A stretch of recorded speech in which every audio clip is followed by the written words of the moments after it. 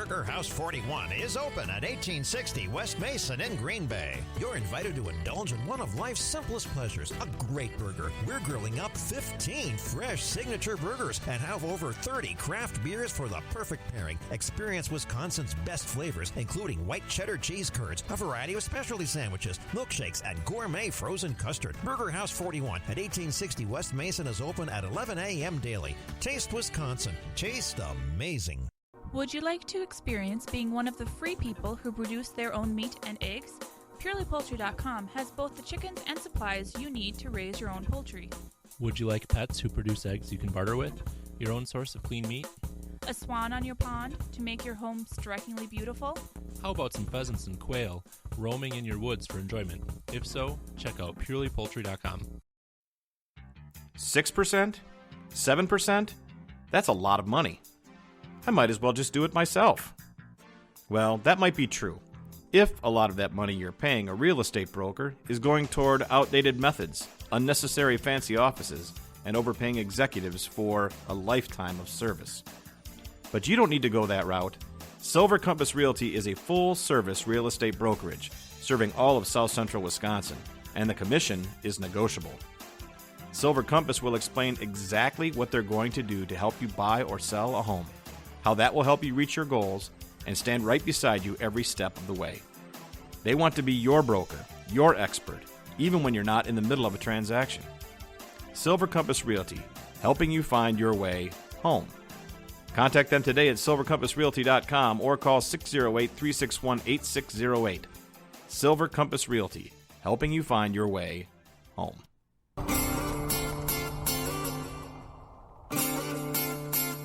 Welcome back to the Free People Show, episode 17 at freepeopleshow.com. Joined tonight by Pete Augelli, who is the Secretary of the Libertarian Party of Dane County, the founding secretary, the first secretary of the Libertarian Party of Dane County, founded just a couple of years ago. And among other things, he writes about liberty. So he belongs to the Libertarian Writers Group, which is a locally founded by Patrick Barrett, actually, who our co-host, who's not here tonight. He's working to get ready for the Libertarian Party of Wisconsin convention because he is the treasurer of LPWI as well as the treasurer of the Pragmatist Caucus of the National Libertarian Party. And so during the break, we sort of got off track. So those of you on Facebook got an extra treat about talking about South Park and Trailer Park Boys and Miles's basic definition of the Golden Rule, which is... He's not going to say it out loud. Don't be a dick. I don't know if you can hear that or not. That's the golden rule. Don't be a dick. That's Miles's distillation of tens of thousands of years of wisdom, including Mises. Including Mises. He can't even. Miles is not an economist. He's a journalist and an activist, I'm a not an economist, I own an art and gallery, he's not a teetotaler. So that's kind of what's happening here tonight in his basement. So, but at any rate, so let's talk about. Caucuses and different areas of concentration within the liberty movement. How do you identify yourself? Do you belong to a caucus? Does it matter to you? Where are you at with that, Pete? Yeah, if you win the chair position, you're totally screwed because both me and Andy are pragmatists. I don't think you are, though. That's the thing. I think people, let me ask you this: is taxation theft? It is. Well, then, actually, you're the first. Wait! Stop, because you're gold right now. You're gold. Let me tell you something. It's slavery. It's worse.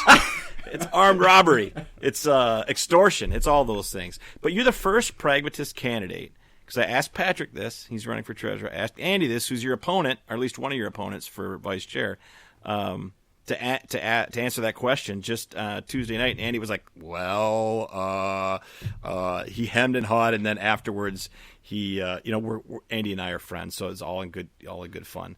But he kind of harassed me about not being prepared for that question. But you weren't prepared either. You didn't know I was going to ask that, but you answered correctly, and then tried to start qualifying it afterwards. Can you tell me one situation where, if the government is taking money from a citizen without their consent, that it's not theft? No, I wasn't trying to qualify. I was trying to make it more. As I said, it's slavery. It's worse. It's worse. Okay. It's not just taxation. It's slavery. I think that what you are, and forgive me if I'm being presumptuous, but we've talked plenty about libertarianism over the last few years. I think that you're a radical, but you understand, kind of like I do, that you have to have a certain reasonable process of leading people in that direction. And that doesn't necessarily make you a pragmatist in terms of philosophy, because I think, and I feel the same way about some other pragmatists. I think they're libertarians, but they're radicals at heart. And I think there's some radicals who also, as I do, take a pragmatist view. But I think there are some pragmatists who just are sort of light Republicans, for lack of a better word. But that's not you. So I'm going to say that you're a radical, and I'm going to say, for your benefit at this election, not that I'm playing favorites at all. I am not, Andy Craig, if you're listening. But I think that you are actually a radical, and that when the Radical Caucus meets on Friday night, that they should consider you and Andy on those grounds that you actually truly understand that taxation is theft. I think it's reasonable based on your public utterances. You just uttered it. Yeah. It's an utterance. It's not an utterance. I declared it. It You is declared it. Yeah, you did. It was in a loud voice, too. Right. A public declaration of taxation being theft. Yeah, so I guess for me there are, and actually this is one of the things I'm working on. It's going to be a very long work, as far as you mentioned I write. Sure. So there is a question that I'm struggling with right now, where is there legitimacy in any form of government? Because that's where I will diverge from radicals. You could be a minarchist then. Is that kind of where you're Minarchist is saying? probably a better, yeah. I might be on dangerous ground here, but I think it's safe to say that you could be a radical and a minarchist at the same time. Maybe. I don't know though. Maybe there's some overlap. Really, I don't know. I guess really where I find myself in the pragmatism is more the objectives and the goals of what the pragmatists want to do. Look, change is very hard on people, even good change. Let's make, as I mentioned before, I do Lean, which is all about anecdotes and relatability. So let's take a story. Imagine someone who grows up their entire lives in the darkness, in a cave, shut off from the outside world. We would, I think, all agree that sunlight, fresh air, being out in a wider world with plants and animals and other people to interact with is probably a better reality for them than being shut in a dark, dank cave. Sounds like you're talking right to the engineer who's got a serious problem with playing a ton of Xbox, although he doesn't play it in the complete darkness. It's hard to get him out of the house. I got to interject for 30 seconds. What do I mean? Nobody, you don't have a mic, Miles. So Well, I can speak loud enough. Miles is interjecting. from a distance. From a distance. I am not a member of a caucus. I will probably never be a member of a caucus because, to me, being part of the Libertarian Party it's is caucusy enough for you. It's my utopia. It's my way of saying it's as organized as you're ever going to get. There we go. That needs to be a slogan. Libertarianism is enough. For Miles, my anyway. way of saying it is me, Eric Cartman of the world, saying to every Democrat and Republican and liberal and conservative and even the Green Party and the Socialists and saying, screw you guys, I'm going home. And this is where, and so I love every single person that's a libertarian. If they're a real libertarian, there are probably some a-holes who may call themselves libertarian. Oh, yeah, the number of those. times somebody tells me, libertarians are all eugenicists. No, that's like the opposite of libertarian. I'll say to my point, I'll say I love all libertarians, and Alex Jones is not a libertarian. There you go. Because he claims he is. Does There you not go. make him a libertarian. But I like libertarians. I love a lot of libertarians. I like libertarians. I love a lot of libertarians. All right. That's my point. Yep. Back to the program. let's talk about lean manufacturing a little bit, Pete. Okay. Well, to finish my point really quick is you couldn't just throw that individual out into the sunlight. That would be very painful for them if your eyes were truly adjusted for the entire life of darkness. Mm-hmm. And so that's where I see the pragmatism. It's not in the end result. It's in the process. The right. approach that we get. I think it's understanding, and I think this actually, and I'm not trying to turn this into a religious program, but I think there are elements of the way that the best way to evangelize and the way that Jesus Christ evangelized was meeting people where they were. You go somewhere. You don't just call people out and say, "Hey, follow me. You need to be here, or you're going to hell," or something like that. That wasn't the message at all. He went and talked to the harlots where the harlots lived, and he went and ate with the tax collectors, and he ate with the Gentiles, and he went to Samaria. And Samaria were considered a very unclean, dirty people by the Jews. So he did those things. And I'm not just realized I'm making people who are not. I'm equating people who are not not very libertarian as being unclean, which I didn't mean to do.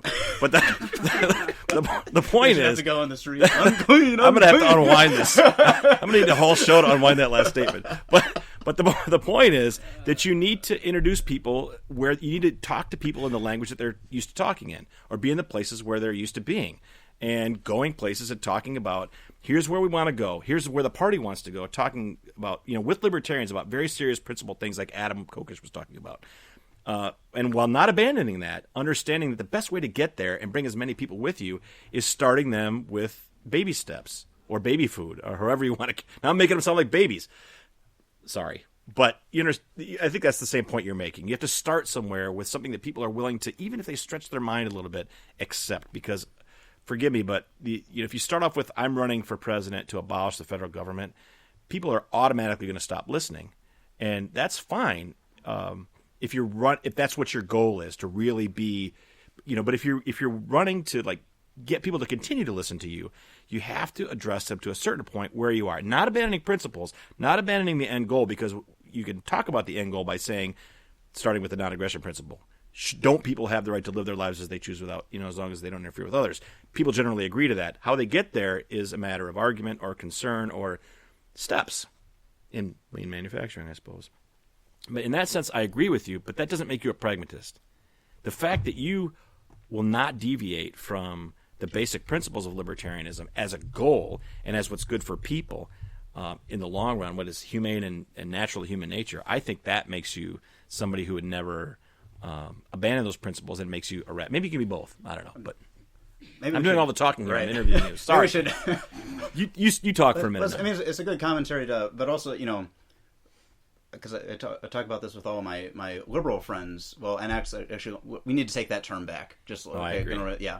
But when they talk about the women and minorities, but at the end of the day, we're all just people. Yes. So it makes sense to go into caucuses for this simple idea of espousing end results, but that's where I don't necessarily see. To me, it's more about how the path that they want to choose versus the end result when we talk about caucuses, because I think at the end of the day, libertarianism is going to evolve into what most of us view as libertarianism. I agree. We're going to head in that direction, either by crisis or by, constant fighting for it and hoping that people wake up when we talk to them about it and are willing to embrace it and look at the current system as being the coercive, massively corrupt mess that it is. I think more and more people are waking up to that, but while that happens, the people that fund Democrat and Republican candidates and parties just spend more and more money into convincing people that they can't live without government. So, we only have like a minute left or so, Pete. Anything else you want to add in terms of your vision for the future for the Libertarian Party of Wisconsin, or anything else you want to share? Yeah, I mean, for me, really, the reason I'm running, and I personally, I think Andy's a great guy. I think he would do an awesome job as a vice chair as well. The specific things that I'm really bringing here, and the reason that I wanted to run was because of that experience I have with other organizations, working on outreach, charity, and also looking at like what LP Dane just did a couple months ago, where we had a South African group call in. What about doing events like that, bringing a more national perspective and international perspective to the state party? I agree with you 100%, Pete. And should you be elected vice chair, I agree with you. Andy is a great candidate as well, brings a lot to the table. Different things than you, but that's the beautiful thing about that particular decision that we'll be making at the convention, is that we win either way. Thanks for joining us tonight, Pete. We really appreciate it. That's Pete Augelli, who's running for Libertarian Party of Wisconsin vice chair. I'd like to thank everybody who was on the show tonight. Our co-host, at least occasionally during the show, was Miles Kristen. Our engineer, Samuel Anderson. Patrick couldn't be with us tonight. Also, business manager Ron DePau, show webmaster Dustin Dreyfus, show contributors Jeff Korch, Jay Ranchot, and John Migloch. We are going to try to do a show from the convention this weekend. Not sure what time, but as soon as we figure it out from the convention, we will let you know. Find us at freepeopleshow.com. That's where you should listen to us. Not on Facebook, although you can watch us on Facebook every week. Regardless of what happens this weekend, we'll be back next Thursday. There won't be a show on Tuesday, but next Thursday, a week from tonight. Thanks for joining us. Thanks for listening. Stay with us. Thanks.